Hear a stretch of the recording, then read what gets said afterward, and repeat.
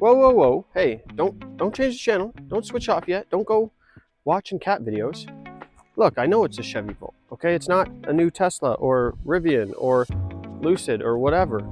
It's a regular 2012 Chevy Volt. But hey, this is kind of where it started, right? Plug-in hybrid, gas generator. And the purpose of this video is to pretty much see if it's worth buying a high mileage electric car. This car has 365,000 kilometers on it, and it kind of shows, but it actually has been well taken care of. Let's take a look around and let me show you. So the Chevy Volt, I believe, came out in 2011, and this would be the first generation. They only ever made two generations. I actually bought the second generation Chevy Volt brand new in 2018, and I wanted to kind of see what it was going to be like to buy a budget-friendly Volt. We ended up trading that car for a minivan as our family grew, but I still had a love for these cars, and they are unbelievable at saving gas, just booting around, doing trips, commuting, things of that nature. So these are great cars. Now, I've been driving this car for about, I don't know, a month now, I guess, and I just wanted to go through it and explain my personal experiences with it. Then we'll get in and we'll drive and we'll talk a little bit more. But overall, the body shows pretty good. Again, it was oil sprayed. You can tell that by the holes they drill in the rocker panels there if you don't come from a rust belt like I do.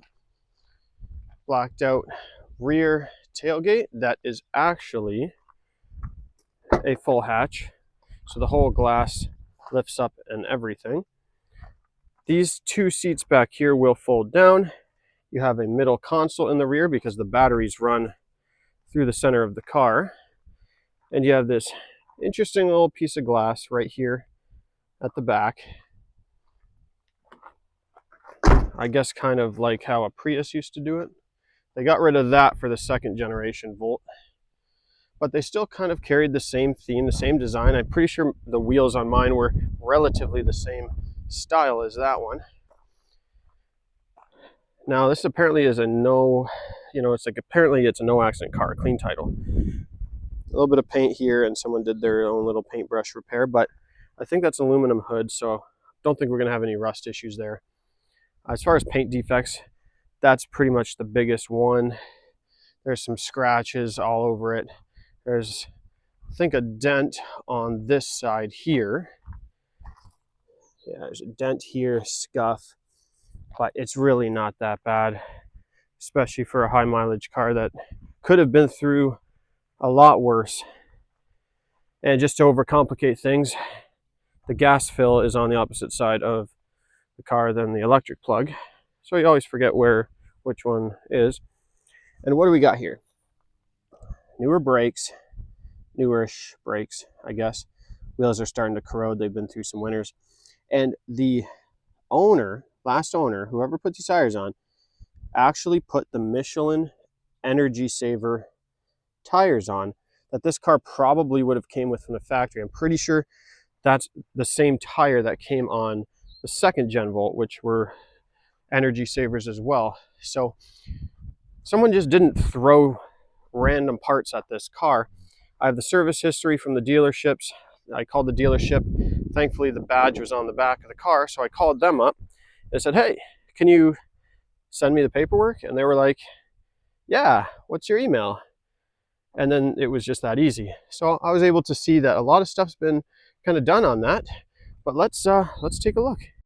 So GM spent a ton of money engineering this Voltec system, and then they give you a prop rod. Like, just give me the hood struts, please. Thank you. Maybe they figured, you know what, we engineered this so good, no one's ever gonna have to open the hood. So here's the oil spray. See all the black oil spray. So it's been coated. The engine is disgusting and covered in dirt, but I don't really care because it works. So maybe we'll get around to cleaning that up one of these days. For right now, it's just serving its purpose. Coolant looks clean. Looks like it's gone through its regular services and whatnot. But really nothing too exciting under here. Now, I don't know what any of all this here, probably stuff that could electrocute me. So that's why it's fancy orange, to tell you, hey, don't touch that. Okay, I just touched it. Turn it on, it does its little setup. The gas engine is not supposed to run when it first turns on, but the hood is open. So there's a default setting where when the hood's open, I guess it thinks you're in service mode or something. So it runs the engine when the hood's up. But not a bad quality screen for what this is. No, I want you to go back. Climate, there. Can you do something? There we go. The screen quality is actually pretty good. Now, it's got all this haptic feedback buttons, which I absolutely hate, but I really don't press a lot of these buttons as much as I thought I would. This is annoying, the plus and minus for the fan and heat controls. So that's kind of annoying. At least they give you somewhat normal buttons on the steering wheel that you can use. Some normal buttons down here. The shifter is in this really interesting integrated, I don't know, futuristic design here. We have leather seats. No sunroof, nothing fancy. We'll get to kind of taking our first drive in that, but there you go. Almost 365,000 kilometers right there. We'll close the hood, see if this stops running. And there it goes. And when you hop inside, it's just a quiet oasis. You can put on your air conditioning, not burn any gas, just sit here and enjoy. Now hold on. I know that electricity comes from somewhere. It's not just, this isn't just freeness. You know, obviously the electricity that you charge us with is, you know, created somehow. So trust me, I am not ignorant to that fact, but very cool nonetheless, especially something with high miles such as this. Well, what do do you think we should put some plates on this and go somewhere? Okay. All right, let's do it.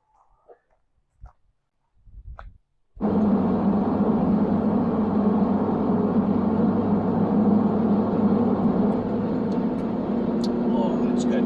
Nice and cold.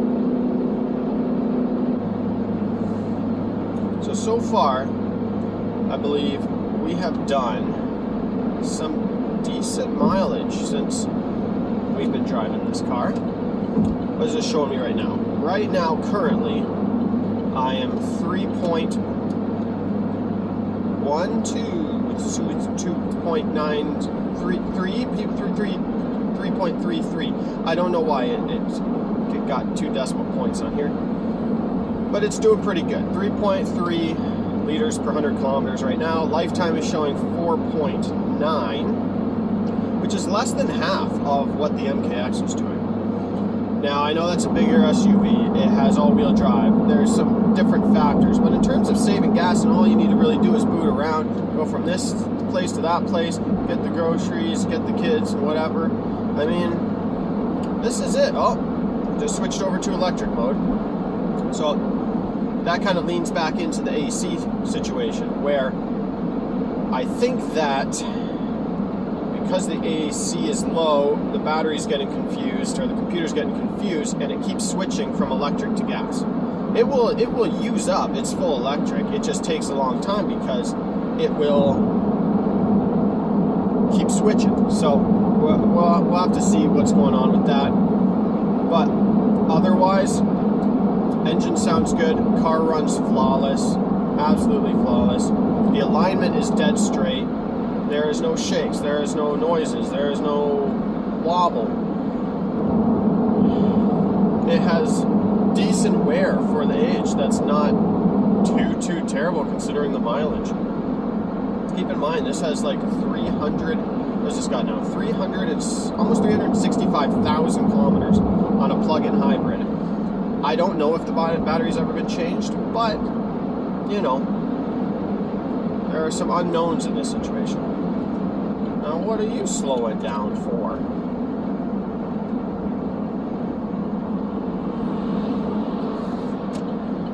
You haul. Yeah, you hauling. You hauling, that's for sure. Anyone know that scene in Rat Race? Hulling. We're hulling. Well, if you know the next word, then you know. Then you've seen the movie. Just coming to a stop here at a red light. Silence. Not burning any gas. Not at the stoplights. Not in the drive-thrus. You can sit in a parking lot, drop somebody off, maybe, you know, hang out and wait for them if they've run into the doctor's office or whatnot, or gone shopping, and you can sit in air conditioning and your engine's not running. So, I like that. I really like that. So overall, first impressions of a high mileage plug-in hybrid is pretty good. I think that they're overlooked a lot of the time. If they have higher mileage, they were probably well maintained to even get up to that mileage in the first place. So they're maybe worth checking out and seeing what's available out there, especially if, you know, you're looking to save a couple bucks in the whole gas fiasco we're going through right now. And we can't forget, on this channel, we love our gas engines. So even though it's a hybrid, you got to give a shout out. All right, I'm not sure where this has kind of left off at. It's been a while since we talked about the Volt. For you guys, it was a couple seconds, but for me, it's just been a whole, you know, spring, summer, fall. We've been driving the car. We've been seeing if, in fact, did we get a good deal, and is it worth driving or buying, or buying and driving, or driving and buying a high mileage hybrid? This one being a plug-in hybrid. And the reason why the camera's on right now is because this car is either going to go away now or it's going to get sold, and we're going to move on to something else. Not sure if I'm going to keep it long term. I kind of wanted to turn it into a pickup truck, to be honest with you. I kind of wanted to take the rear hatch off and build a custom little pickup truck out of it, just because that would be absolutely hilarious. I'm not sure if anyone's ever done that before, but I thought that would be super funny. And I'll tell you why. Because all through the summer, this car has kind of ran intermittently in, oh, look at the grandpa go. Come on, grandpa, signal. Come on, grandpa, signal. Grandpa didn't signal. That's okay. It's all right, he's done his time. So what I was saying is that we drove this car and we've put a couple thousand kilometers on it. City driving, highway driving, a lot of highway driving. And in the summertime, when it was warm enough out, when it was warmer than, I don't know, let's say 24 degrees Celsius, or if the humidity was high, this car would mostly run on battery. When it's colder out or not so humid, it doesn't really run on battery. And it got brought to an air conditioning shop because it threw an engine light. The AC was showing that it was low, and I thought, okay, maybe that's affecting the performance. We went through a whole AC tune-up, drained it down, proper stuff put in it, and the problem didn't go away. Although the light went off, there's no lights on in the dash, it just doesn't perform. And we ended up bringing this to the GM dealer, and they contacted their engineering department. They sent all the information, and And what they determined is that what the numbers are showing is the battery voltages are just slightly lower than where they should be with this car.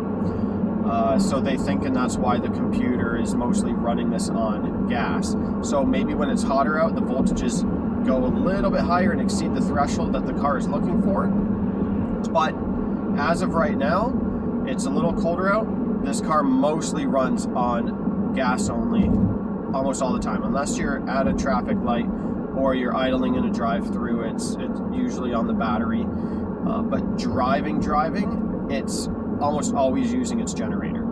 So is it worth it to buy an old high mileage hybrid? And you know what, GM, I think their battery price was astronomical.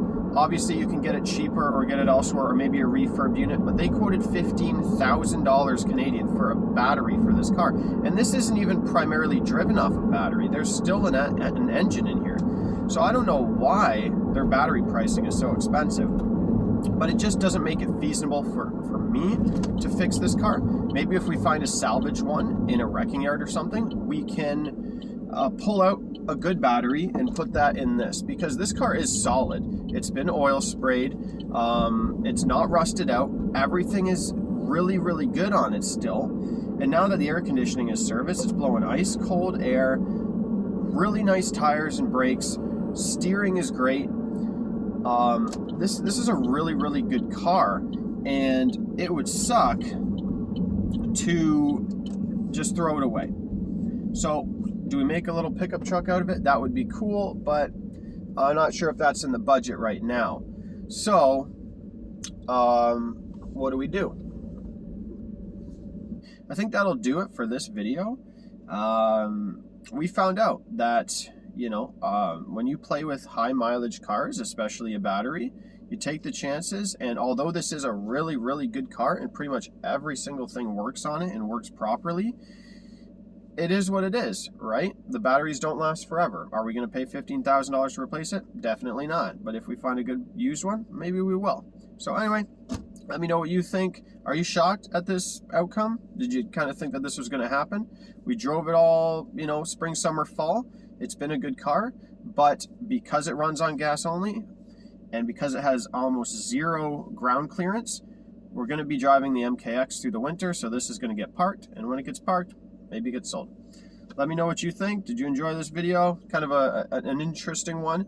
Maybe it was already, you know, determined that buying a high mileage hybrid was a bad idea. But we found out, didn't we? All right. Thanks so much for tuning in, and we'll see you on the next one. Well, let's do this again, because the first intro, my microphone wasn't working.